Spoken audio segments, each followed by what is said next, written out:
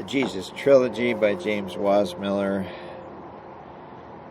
The book The Four Messiahs, Chapter 6.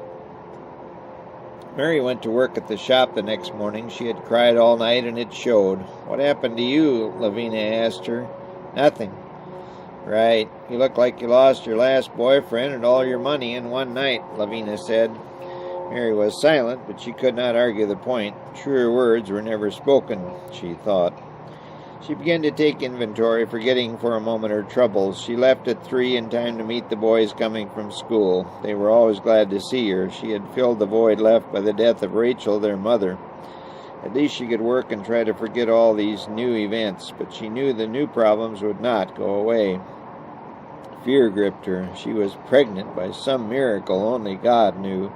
It certainly wasn't by a man, but that's what everyone would surmise once this awful secret was out. Joseph was working in the back while Rachel played and kept Mary company with her non-stop baby lingo. Mary got supper cooked, put it on the table, and told Rachel to fetch her dad. The boys ran in together. "I'm starved. What's for supper?" Jed said a little too loudly. "Yeah, what's for supper, Mom?" Josh asked. Mary gave him a look that could kill, and he quietly sat down. Joseph popped his head in and said, "Be right there. I'll just wash up quick." "Hurry, Daddy," Rachel crowed. He came back in 30 seconds, sat down, and they joined hands in prayer. "Dear God, bless this food, this house, and all our loved ones. Amen," Joseph finished. "And God bless Darian," Rachel added. Darian was her little classmate, very ill with a serious blood disease for which no cure was available. According to Dr. Luke, there just was no cure. Joseph knew he was correct. "Good roast, Mary," Joseph said. "Yeah, this is good," Jed said as he reached for more. "Easy, son. Mary has to eat." "No, you go ahead. I'm not hungry," Mary said. Joseph understood and didn't press it. Mary was grateful. She knew she looked awful. She and Joseph did have some unspoken understandings at times. "What's wrong with that?" she thought. "Mary, I have to go back to Barnabas again. Are you free to stay? I fear I'll be gone the night. Have to take it slow. My wagon ain't what it used to be."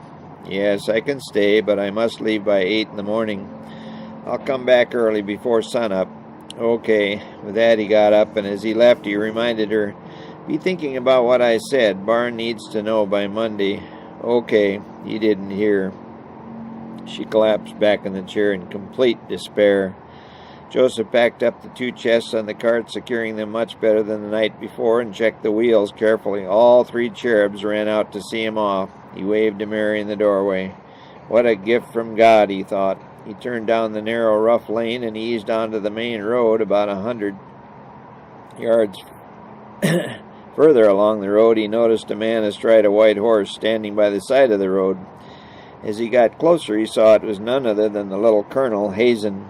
Hazen urged his steed forward to block the narrow path. "Joseph, Joseph, how are you this beautiful evening?" "Good, I'm glad to hear that." "What can I do for you?" Joseph asked as politely as he could, his blood already beginning to simmer. "Well, now that you mention it, there is something you can do for me," Hazen said.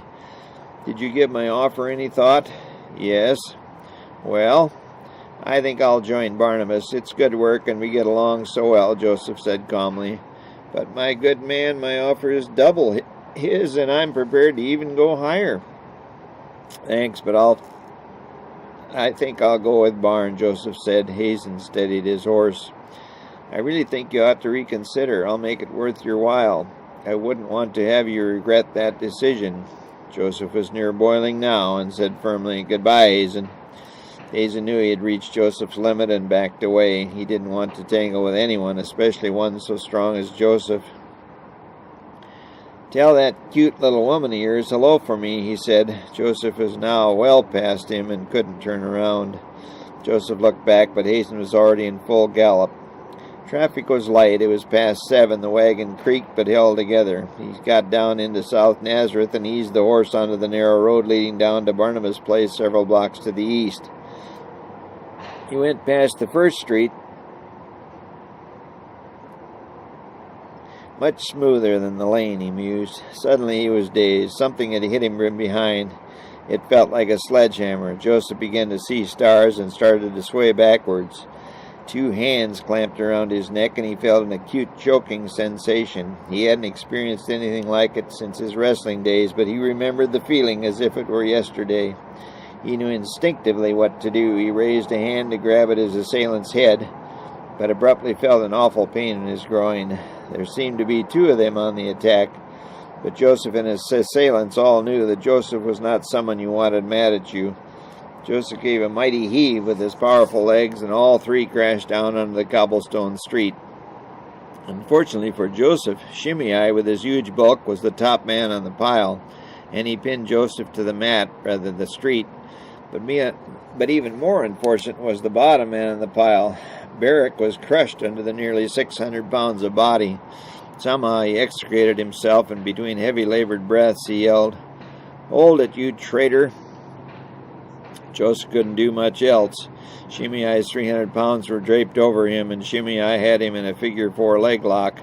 The 3 held their positions for a minute. "I hear you want to join Hazen's crew," Barak said. "I think you got it wrong, Shorty," Joseph said. Barak was even shorter than Hazen, but he had a similar ego. "We'll see about that." He drew his knife from its scabbard and walked over to the wagon. "Nice chest," he said, rubbing his hand on the fine wood surface. "Looks like a scratch on this one. Too bad." He made a deep gouge on the shimmering surface with his knife. By this time, Joseph had recovered his breath and gave a violent twist, loosening the grip of Shimei. He quickly got to his feet and leaped at Barak, now holding his side in obvious pain. Joseph missed Barak, but did get one hand on the wagon. Barak clutched his side, let out a yell, and took off running. Shimei was out of shape and groaned. He had pulled the same old hamstring again. After getting enough distance between himself and Joseph, Barak turned and urged Shimei to go after Joseph, but it was no use. Shimei lay on the ground in obvious agony, and Barak's side was beginning to burn intensely. Joseph gave each of them a cold stare and slowly got onto his cart. He urged the horses forward. "You'll regret this decision, Joseph," Barak yelled, but his voice cracked from the pain. "You will too," Joseph muttered to himself. Barnabas welcomed Joseph. They talked briefly. Joseph told Barnabas his mind was made up. He would sign the contract bright and early in the morning. He just had a few problems to straighten out. "Don't worry about it. I want you here. A few days won't matter, and don't you worry about the cabinet. My customer can wait a week or 2, Barnabas said. "No, I'll fix it tonight," Joseph insisted. No, get some rest. It can wait." "I couldn't rest until it's repaired. Is your shop open?" "The key's in the back." Barnabas sighed and then added, "You are a good man, Joseph. God will reward you."